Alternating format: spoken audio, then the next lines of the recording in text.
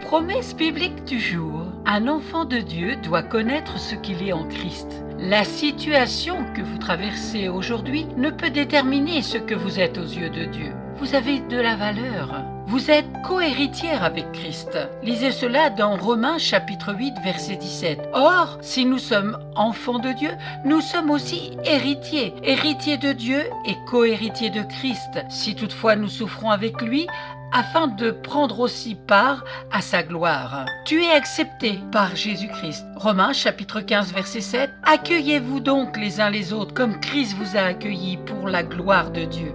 Tu es appelé à être saint ou sainte. 1 Pierre chapitre 1 verset 15 à 16. Au contraire, puisque celui qui vous a appelé est saint, vous aussi soyez saints dans toute votre conduite. En effet, il est écrit, vous serez saints car moi je suis saint. Ta vieille nature a été crucifiée avec le Christ et tu n'es plus esclave du péché. Lisons cela ensemble dans Romains chapitre 6 verset 6. Nous savons que notre vieil homme a été crucifié avec lui afin que le corps du péché soit réduit à l'impuissance et qu'ainsi nous ne soyons plus esclaves du péché. Dieu ne te condamne pas. Dans Romains chapitre 8 verset 1, il n'y a donc maintenant aucune condamnation pour ceux qui sont en Jésus-Christ, qui ne vivent pas conformément à leur propre nature, mais conformément à l'Esprit. En effet, la loi de l'Esprit qui donne la vie en Jésus-Christ m'a libéré de la loi du péché et de la mort. C'est dans Romains chapitre 8 verset 2.